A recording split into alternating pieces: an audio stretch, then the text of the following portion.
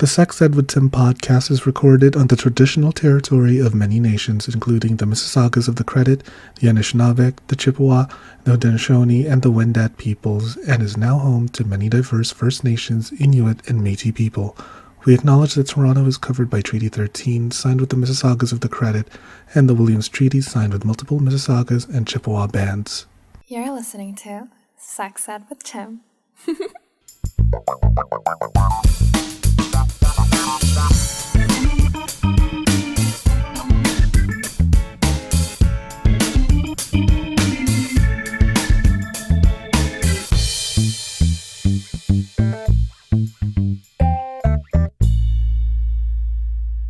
What is going on, my sexy little sluts? It is me, Tim.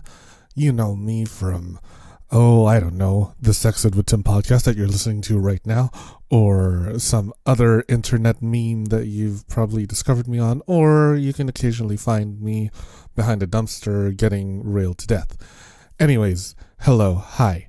I am here to make a quick announcement about this episode.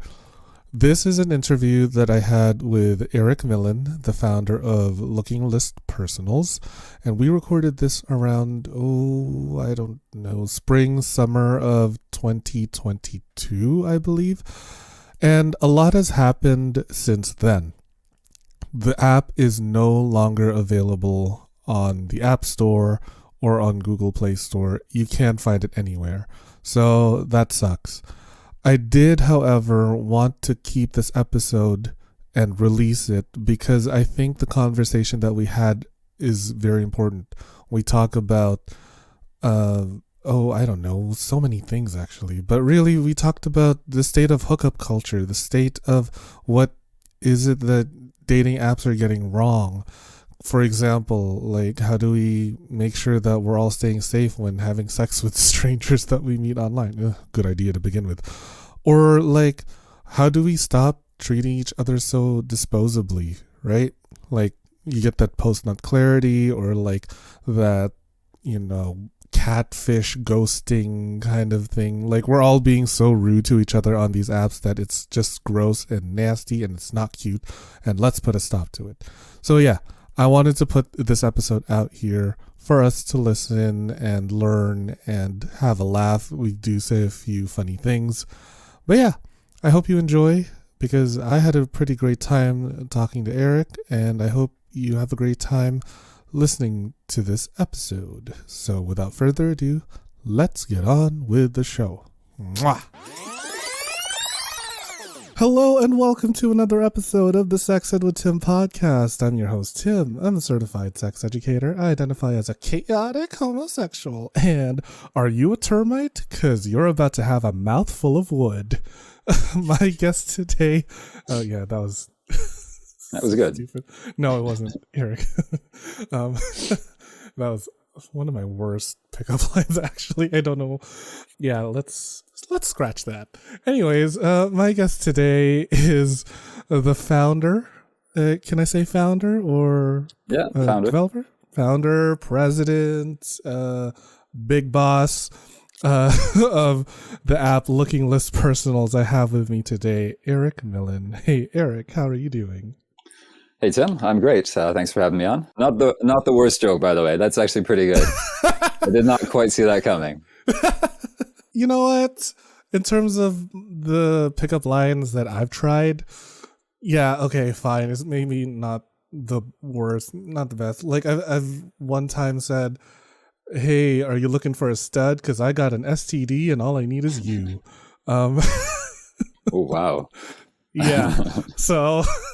In the lore of my pickup lines, the termite thing is probably not, the worst. But anyways, I'm so glad that you reached out, because I am interviewing a whole bunch of, people who have been talking about apps and what it has to do with sexuality. So great fit for the show, and I'm wondering if you can tell the listeners a little bit about yourself first and the app that you have created. Right. So I work as a self-employed massage therapist for about 8 years now, and The idea for LookingList kind of goes back to about 2015. So primarily my clients are gay men, right? So I hear all these hookup stories. And I heard all these stories about how unreliable and shitty guys were, and last minute cancellations, and this whole you free now kind of thing. And I used to live in the UK. So huge city, right? No one's next door to anyone. All these kind of missed opportunities I'd hear about. Well, I kind of approached it with like a problem solving kind of mindset, you know? How are these people missing each other? There's a certain entitlement. So I'd hear all these stories about kind of the Grindr culture and how everyone is so disposable, right? I want you until that hotter guy comes along. So we tried to kind of make something that was a little bit more about planning, right? And a little bit more about putting yourself out there ahead of time. And then in 2018, I think it was March, Craigslist closed their personal section. Very kind of experimental space. And, you know, that kind of came out of nowhere. So we kind of crafted our little idea into something a little bit more personals ad style. We realized you couldn't really compete with the live who's nearby right now kind of thing. We're never going to like outcompete Grindr or the other location-based apps. So we went with publishing, this kind of idea of putting all the info out front, you know, where you're going to be, if you can host your travel kind of thing. And we kind of ran with the Craigslist model. We have the same kind of categories. Like we stole their little, I don't know if you were much of a user, but they had the M for M, M for W kind of thing, right? Man for man, man for woman. I've tried out the app a little bit actually, and it is quite intuitive, but it is also very new. So I didn't really see that many users. Not that many around Toronto. Not that many around Toronto, but it is very much like, I don't know how to describe it, but it's kind of like this love child between Craigslist and Grindr. Yeah, very much. Our color scheme is kind of similar to Grindr. We kind of think of ourselves as like the spiritual successor to Craigslist Personals, right? But appified essentially, right? So we see a fair amount of postings, especially in the US recently. It's interesting. This week's kind of been California heavy. For the listeners who are just hearing this for the first time, can you take us back to like the very beginning of the app? Like walk us through the user phase and what's available to us? So it's essentially a list, and we have our little chooser at the top, and you choose the category you want if you want to browse. And you can also have a look at kind of the master list. Ads are either hosting or traveling. So hosting is red. We have a little house icon, you know, and everything's essentially clickable. So right now, our newest ad is, just having a look here. So somewhere near, our newest Toronto-based ad is, where is that? Roughly Richmond and Bathurst. Oh, okay. That's not so far. So people publish where they're going to be and when, right? You kind of walk through a wizard when you're publishing. All ads must have at least one pick. I don't know. It's so strange that on some of the personal sites, people would publish without a pick. And then I'd hear the same thing about kind of the Grindr stories. Just give me your fucking pick, you know? Like, if we're not compatible, why are we talking? Users publish ads. They have up to 9 categories: man for man, man for woman, man for trans, and then the other options, you know, woman for man, woman for trans. What was it? Woman for woman, woman for man, woman for trans. You've covered the whole gamut then, huh? Yeah. Or as much as you can. We're adding a new one. So we've seen kind of, you know, some things like people trying to plan group meetups, and, you know, it's not necessarily only for sexual purposes, but that's essentially what we're seeing. So we saw someone planning a gangbang out in California last week. Very specific. Older guy looking for 8 to 10 men. Quite ambitious, right? Which we applaud, which is great, you know. Yeah, the ambition. And knows what he's looking for. So when you publish an ad, you publish to a place. So Craigslist was your nearest city, right? And that's just not necessary anymore. You can choose pretty much exactly where you want to be. The app shows it within a few hundred meters, and it's not necessarily live. You know, like your own discretion is up to you, right? But you publish to a place. It doesn't need to be the nearest city. You also publish to a day and time. So you say the day and time you're looking to meet. Also, we're looking at making that optional. So one of the things we were thinking about was a little bit more commitment when you're putting yourself out there. But it looks like people really like to kind of play it by ear. So at the moment, you must publish to a day and time, like, I'm coming down to see you tomorrow and I'll be free by 6. Therefore, anyone nearby, 6:30 hosting near Tim's place kind of thing. I would never have anyone over at my place. Everyone stay away from me. I'll come over to you. Well, there you go, right? So we're looking to make that more optional. So you can signal the exact day and time, like to the half hour, or you can say any day and time. That's something we're working on. We plan to have the miscellaneous category ready for the end of September. So that's kind of our, anything that doesn't exactly fit in the M for M, M for W kind of categories. And it doesn't need to be sexual. You could be planning like a church potluck. I mean, I'll be quite surprised when I see that. Also, I don't know, it brings to mind jokes about altar boys, right? Yeah. Shout out to the studio, Mormon Boys. Thank you so much for catering to my daddy issues.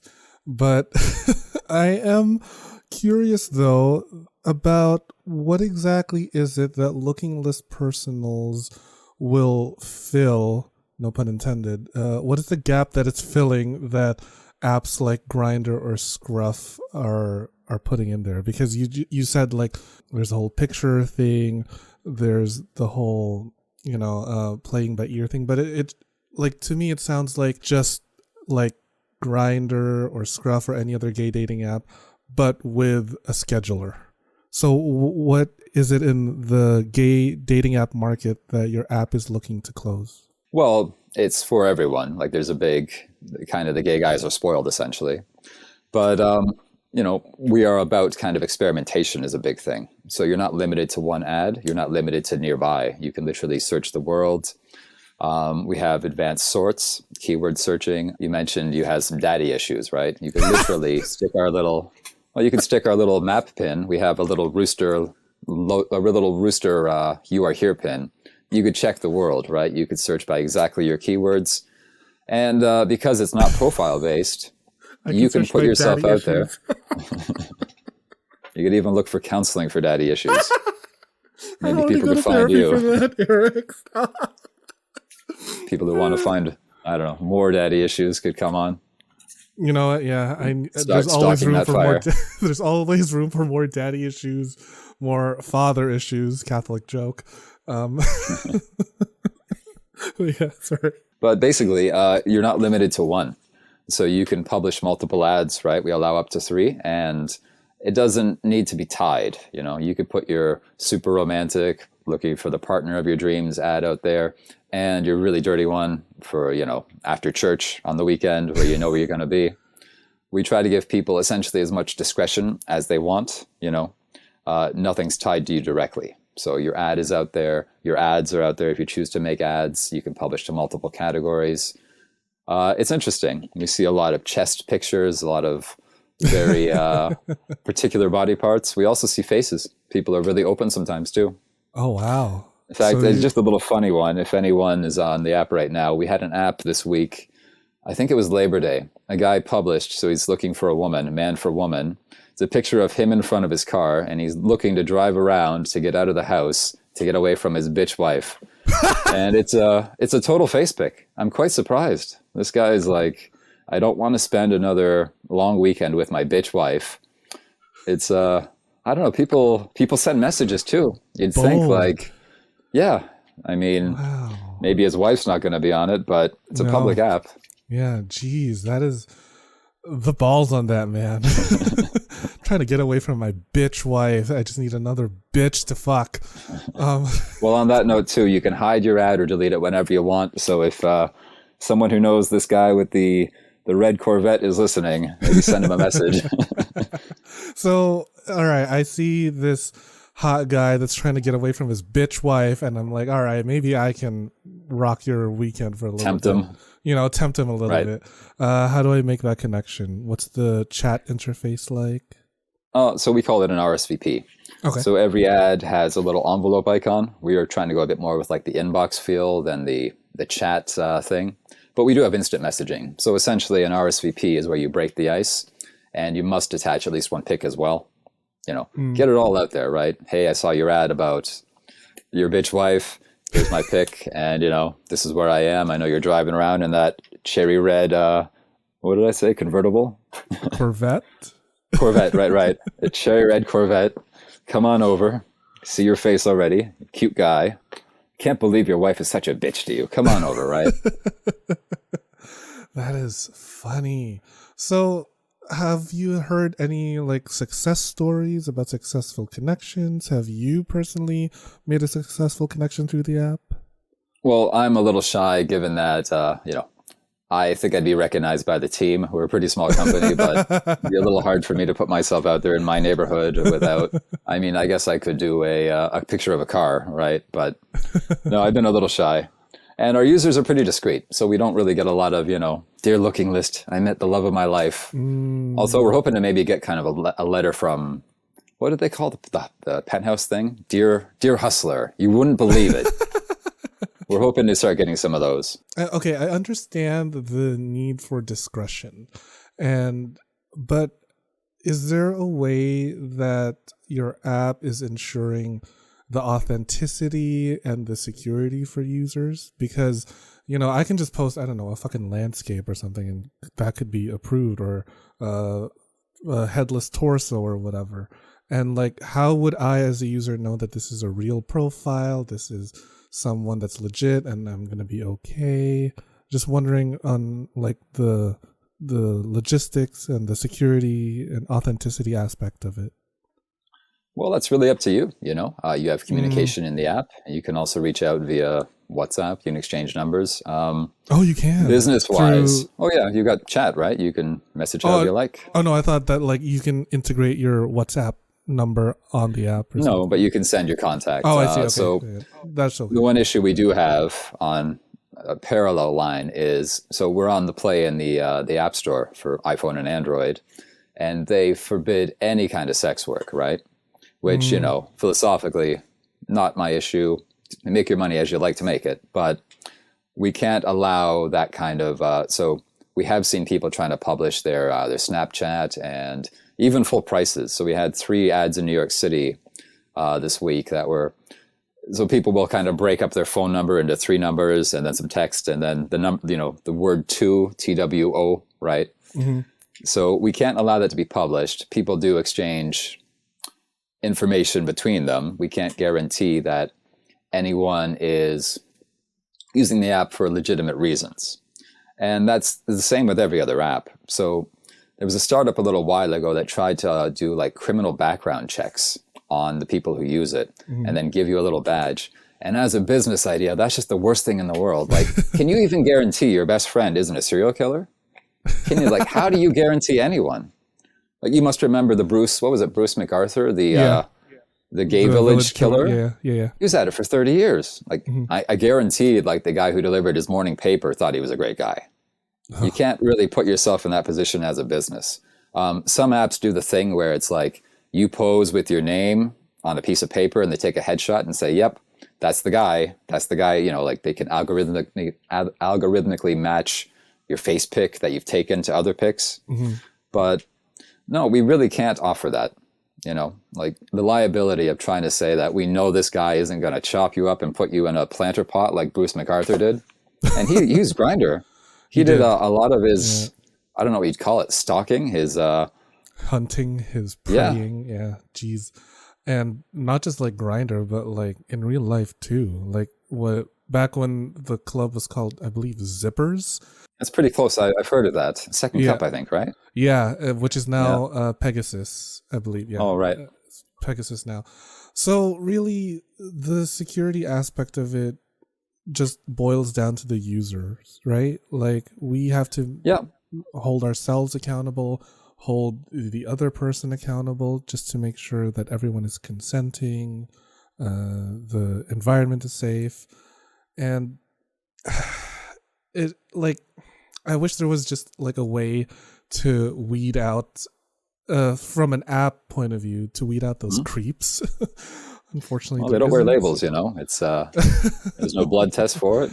Yeah, I know, but I wish that there was some way to like. I was going to say, can you collaborate with BetterHelp and see if they can screen all of their users?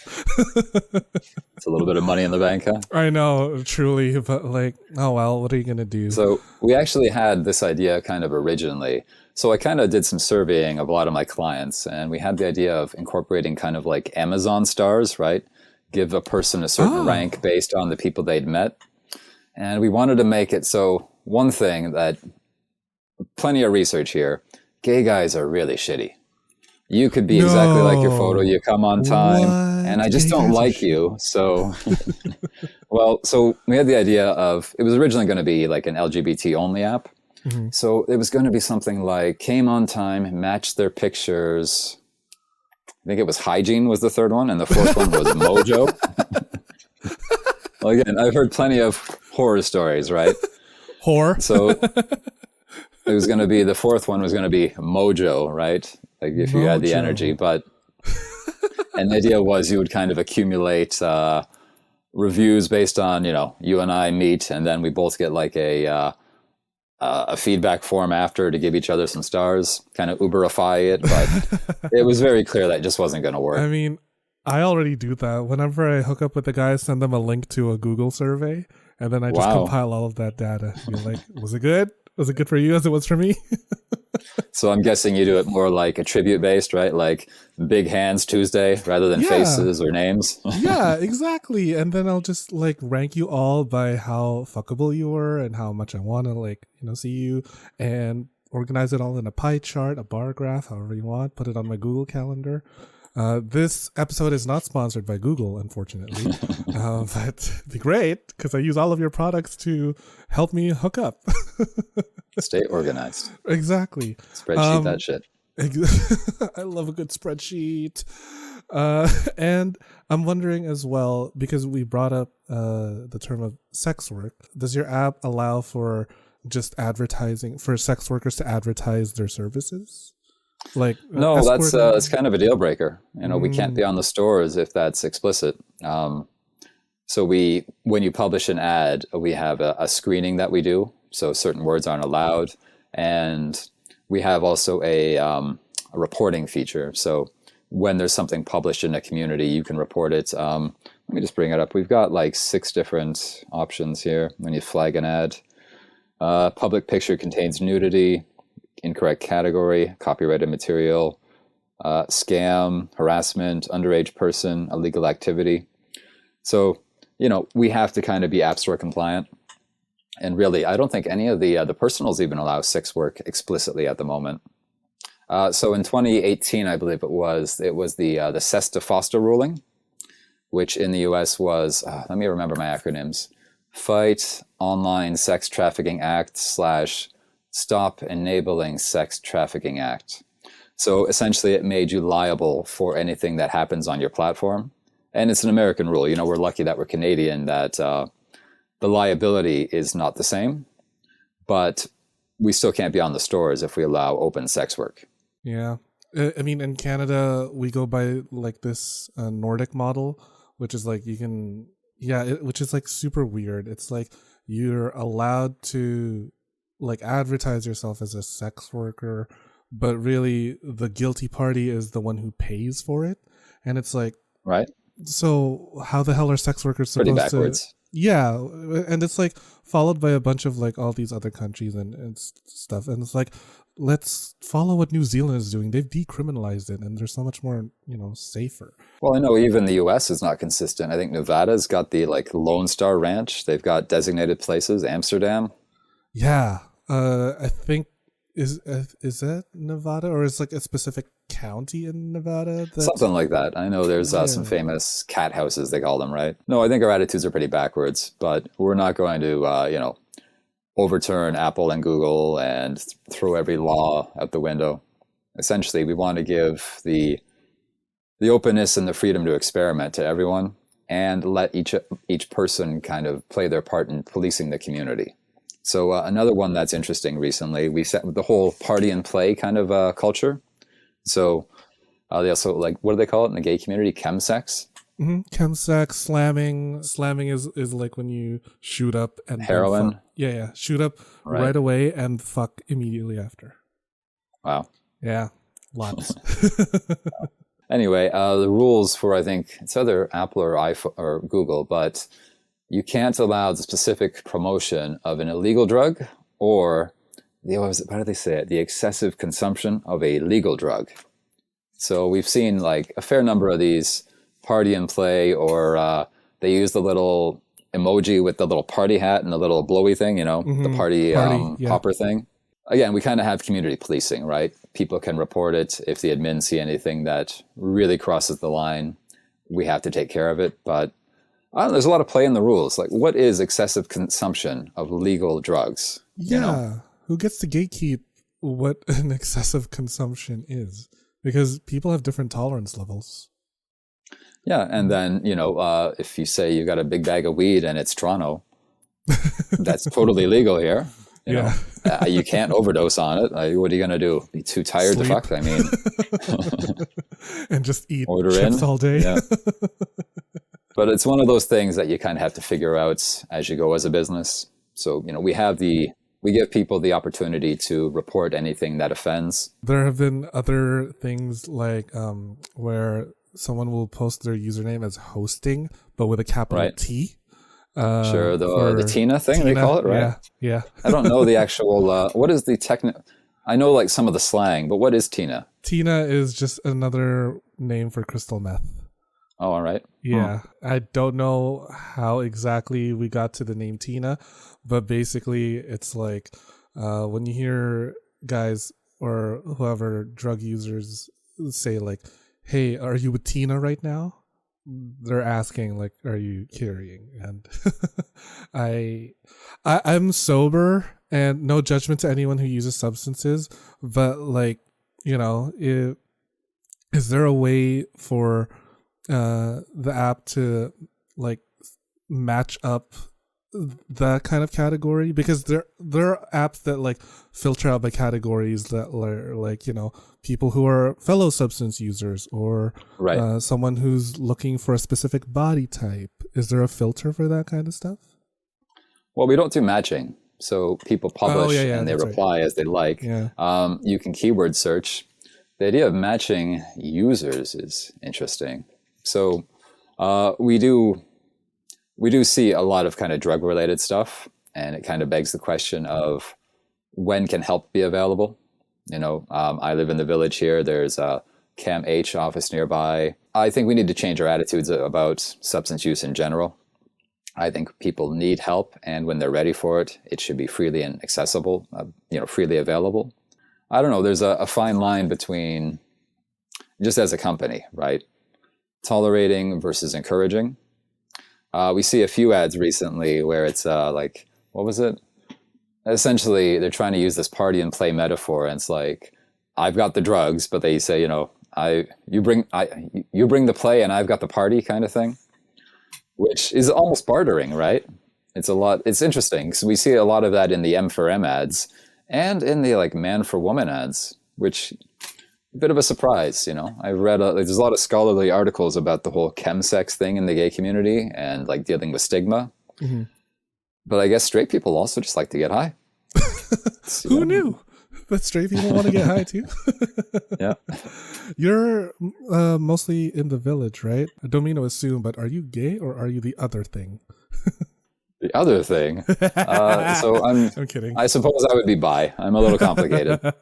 Hey, you're complicated, and that's my favorite kind of issue. So interacting with people in the village, what are some of the other stories that you've heard besides the whole like disposable time wasters? What are some of the wasters? What are some of the other things that made you click and be like, oh, okay, maybe this is what I need to do to fix that? Well, a lot of it was just kind of the missed opportunities, So we did a lot of surveying of people to try to narrow down our features because, there's a million things you'd love to have in there, but you can't keep them all in there.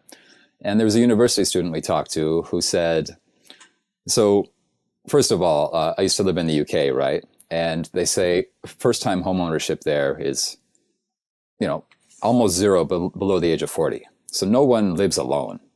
And if you're meeting, you need a place, right? So the logistics of finding who can host when was huge. And this one student we interviewed, he'd said he knew his flatmate was going out at a certain time. So he was on Grindr like 2 hours before. I'm going to find someone. I've got about a 3-hour window when my roommate's at class, right? And he said he spent from 2 hours before the guy went out till 20 minutes till he was going to come back to actually meet someone. And then it was too late because the guy was like half an hour away. No. So you're just tied to your phone, which is the business model of Grindr, right? It's all ads, it's all pop-ups.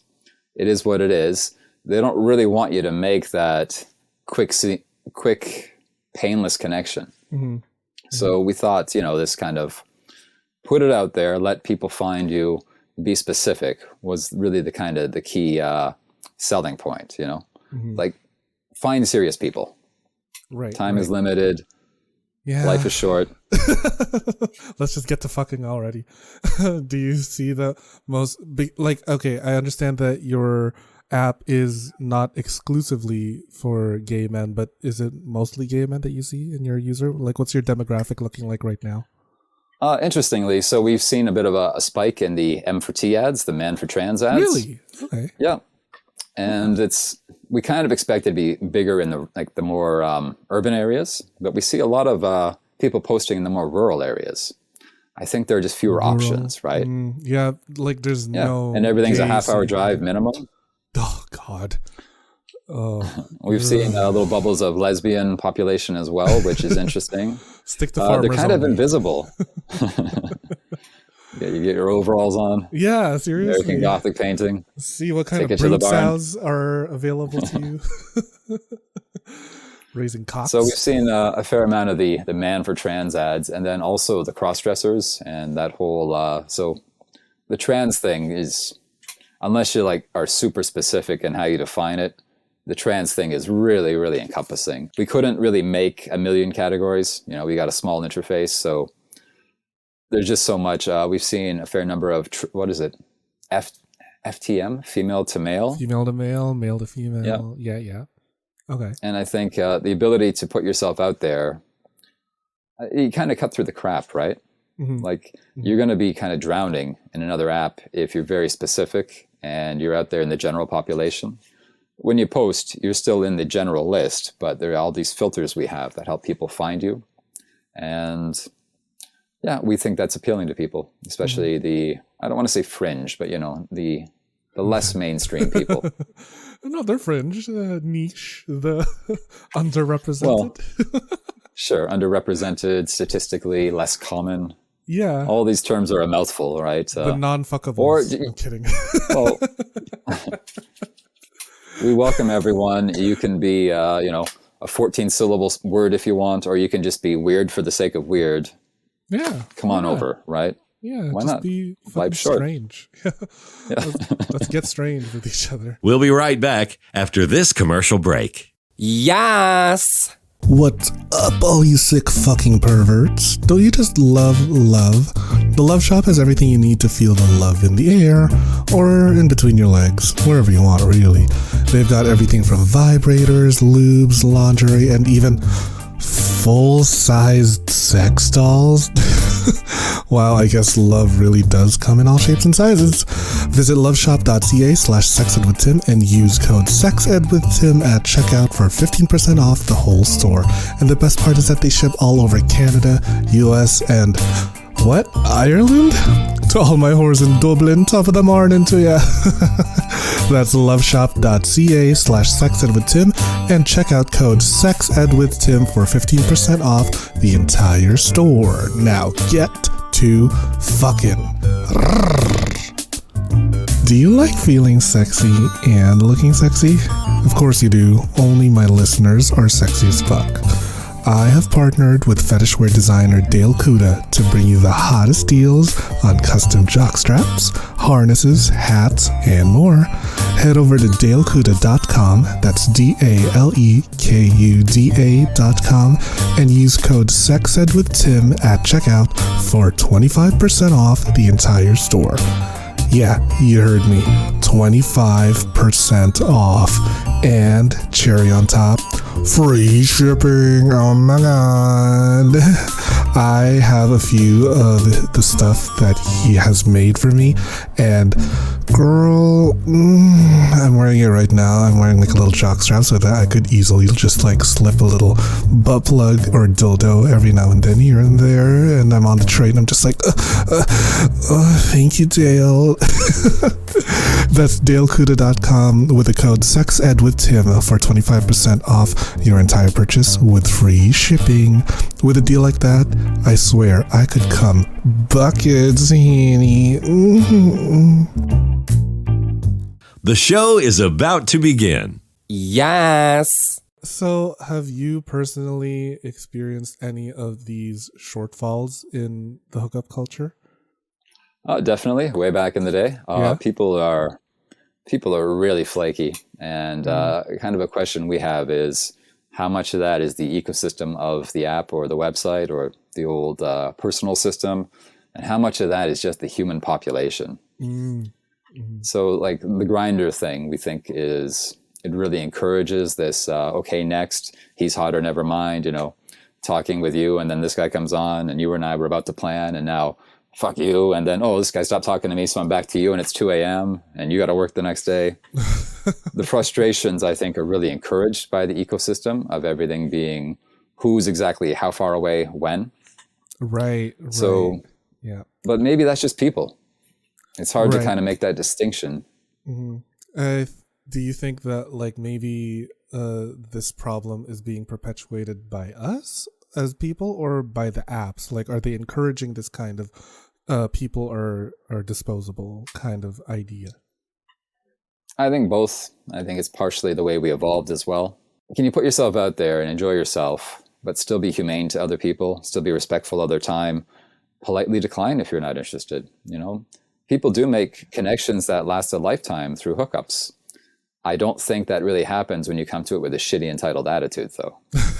So Entitled as in like, hey, I've been chatting with you for this many minutes. It's time for you to fuck me. Oh, absolutely. The other big thing we get, so we did a survey and people aren't clear about their expectations. It's so the Grindr thing. How dare you send a dick pic? Meanwhile, the same user half an hour later, when you've been looking, come on, why didn't you open with a dick pic? You don't know who's just for friends, who's just for, they're not putting the expectations out there. And then me like feeling you out for 20 minutes when you're not even free. You're not even looking today. Why did I waste my time? I could have been chatting to that guy who would have treated me like shit too.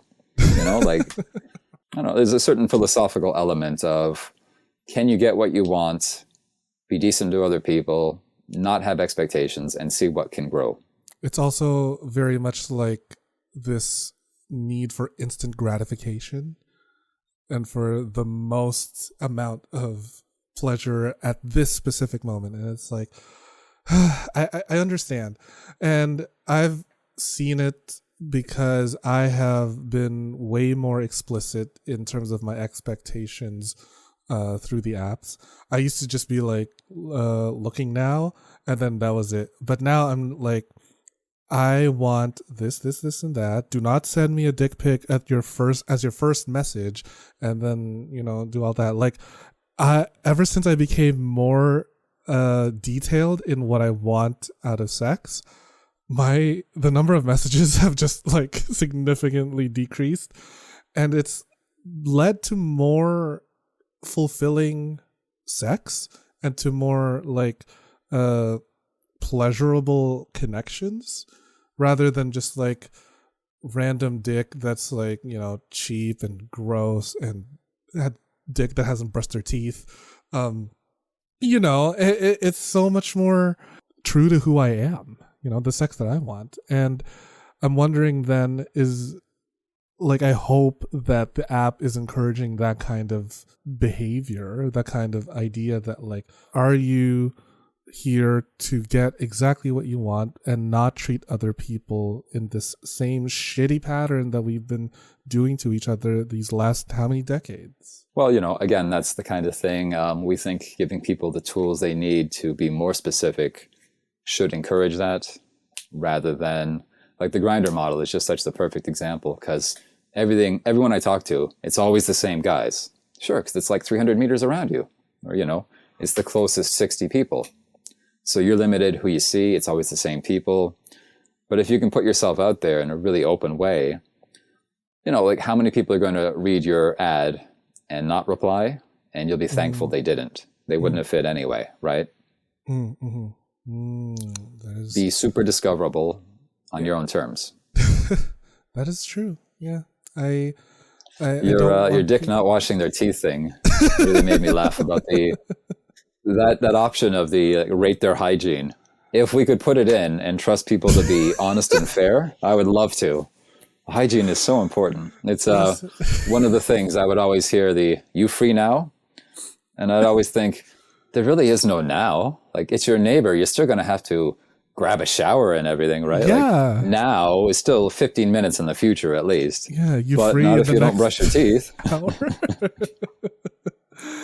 Oh my God. Like, please, that is the bare minimum I ask. Put on some deodorant, run your mouth. Grab a shower. Yeah, shower.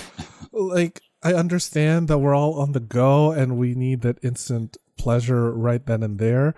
But come on, people. It is so easy to just grab some gum at your nearest convenience store. Or grab one of those samples from Hudson's Bay, the perfume sample, and then be on your way. I don't understand. You got to keep that in your go bag. Yeah, no, honestly, from the experiences that I've had with hooking up, I have now prepared myself a little sex bag. I'm not even kidding. Rightfully so, right? In my little sex bag, I have my douche, my lube, some condoms if needed. I don't know what they are or what they're used for, but they're there anyway. And I have some gum and that, what do you call that? That Listerine chewable thing. Oh, those little strip things? Not even like a strip, but it's it's kind of like candy, but it's like mouthwash that you chew up and you can either spit it out or swallow it. Yeah, like the old chewing tobacco, but nicer version. But it's mouthwash and you just chew it up and then you can either swallow it or spit it out. It's like chewable mouthwash. And this is so easy, people. Please just stay clean. And that's the kind of clean that I'm referring to when I say that's the kind of clean that people should be referring to, and not the whole negative HIV or whatever. Clean is an adjective for a diaper. It's not a human. Not a person. Yeah. Not morally a person. Yeah. Yeah. Do you also filter out those kinds of pejoratives on your profiles? We haven't seen that yet. So we have the ability to, at any moment, add new words to our banned list in terms of what you post. I mean, people can still be shitty in the messages, right? That's true. We exhaustively went through, at one point I compiled a list of every 300-year-old racial slur just to have ready. Wow. Well, we really wanted to, so we essentially we want to censor the minimum. So with the app stores, nothing related to children, right? We've got a pretty big list of words not related to children. We're quite afraid of that whole the sex trafficking and all that. So that's incredibly serious to us. Understandably so. The kind of culture questions of, I've heard a lot of stories about people being explicitly racist on Grindr, right? Correct. What is the big one? No blacks, no femmes, no gays? No black, or what else? What I've received, no Asians, or if Filipinos to the front, and it's what? No fats, no femmes, people are so explicit in their quote unquote preferences. It's racial preference is still racism. Well, we have a huge list of words that we're ready to ban if and when they become a problem. We'd like to put out the fires once they start, but not before. And it's hard, you can politely state a preference without being shitty, but I think it does tend to go the other way more of the time on the current apps. That's true. So we have 300-year-old racial slurs that your grandmother might have known, right? Which we can throw in at any time, right? Yeah. But also for anyone listening, if you take that out of your profile, it doesn't mean you have to fuck us. It just means we don't have to see it. Like, don't put it up there. You can have your preference for whatever, but just because you don't put it there, all of a sudden it means like you're open to that not preference. It's weird. I don't understand the logic behind it. There's no sense in trying to figure out the reasoning behind racism or misogyny or whatever. Or And the I'm not opposite, gonna the whole fetishization, right? or the fetishization. Well, I get the fetishization because I played into the fetish of being like the Asian schoolboy back when I was a sex worker. But that was because it was my choice. It was my choice to be Right. fetishized, and it was like not placed on me. So I'm like, I would advertise myself as like, cute Asian schoolboy looking for a daddy to spoil. There we go. On a similar note, I've had discussions about the whole, like the kind of racial preference thing. Mhm. And some people get really offended by things like the whole BBC or Asian, like, I really want this.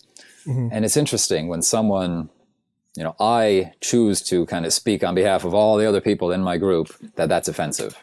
Meanwhile, other people put themselves out there saying, I'm a cute little Asian schoolboy. I don't know. It's really interesting to me, Yeah, well, You don't like to be addressed that way, which is fair enough. Maybe no. other people, you don't represent your community. You're just No. an individual making your own connections. Yeah, we're not a monolith. And also, the only time you get to talk to me that way is if you pay me. Sure. Once it's on the dresser. Right, it's $500 for the hour. Where do you see the app taking you? Or what are your goals for LookingList Personals? I don't know, a couple of years down the road. Well, we'd like to be the go-to personal ads app. We want to be the brand for the niche. We want everyone to come on, have a look around, experiment, put themselves out there. We want grandmothers to look at it on a bored Sunday afternoon. No, there's some really cool stuff published. It's the voyeuristic element alone. It's very much like the old Craigslist, but more accessible. And it's really cool to get a feel for how the other half lives, just seeing what other people are looking for, exploring the world, seeing who's looking for what when. Is there some sort of geographic limit to the app? What if I want to travel to another country? Can I see users from there? And like, I don't know, I'll go to fucking Spain absolutely. or something. There is, okay. So we have a little, it's visual, it's hard to explain, but we have a little teardrop, the little location thing that Uber has kind of thing. Yes, yeah. So you open that up and you have a map interface. You can either drag the pin around Uber style. You can type in, well, technically you can type in an address, but generally people type in cities. And then the pin is actually pretty cool. The animation takes you there. So you could see, like we were working with contractors in Cebu, Philippines. You type it in, you push the button from the drop-down options, and you're there. And basically our system, we show you everything within 75K. So, wow. Okay. Yeah, which is kind of trying to encompass like the size of a big city and the suburbs. That's true. Yeah. Well, to all my international listeners, I will be... I'm using this as a platform to hook up, right? Well, it's actually really cool. We saw in Florida, we had people who were trying to hitchhike back using the app, putting themselves out there. Really? Wow. Yeah, we're heading to Minnesota. They were gay guys at the Miami Pride, I think, a little while ago, right? You can also publish for a place you're not. You could be going to New York, right? And you'll be there Saturday. Your hotel. You can publish ahead of time, and it kind of like put your line in the water. Start fishing before you're there, right? That's true. I mean, I do see the value in this because I will be touring for 2 weeks in the fall. I'm going to be in Chicago, in LA, in Baltimore, and where else am I going? Oh, New York. So hopefully your app has many users in those cities specifically. And New York's pretty popular, and Chicago's got a big bubble. Does it? Okay, perfect. Yeah. Perfect. Together with their bean. I will be there, people. Watch out for my ads and post your ads so that I can find you and we can have a good time. I will save all of that off the air. But do you have any parting words with regards to LookingList Personals, Eric? Well, we always say, find what you're looking for and start looking now. No reason to wait. Short and sweet. I just wanted to end things off with saying thank you so much, Eric, for coming on the show. I believe that your app will do so much good for us as not just gay men, but also for the sluts. Absolutely. Yeah, the More power to that. LGBTQIS community, the S meaning sluts. Do you have anything to plug? Can you please make like a butt and plug away anything you want the audience to find? Indiscriminate plug. All right.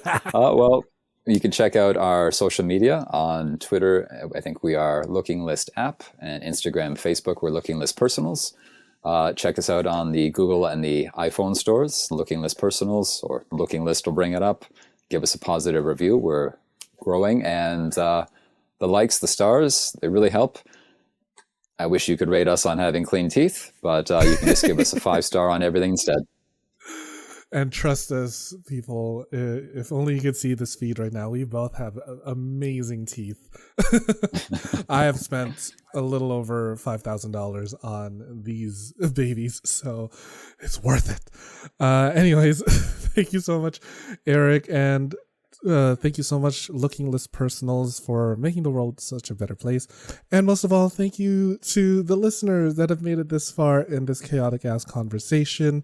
I hope that you give us 5 stars, rate, review, subscribe, whatever it is that you do to support the show, because you are supporting queer content. And if you don't, you're a homophobe. I don't make the rules. Sorry about it. Thank you once again for listening to another episode of the Sex Ed with Tim podcast, and I will see you all at the next episode. Bye. Thanks for listening to the Sex Ed with Tim podcast. Sex Ed with Tim is created and produced by me, Tim Lagman.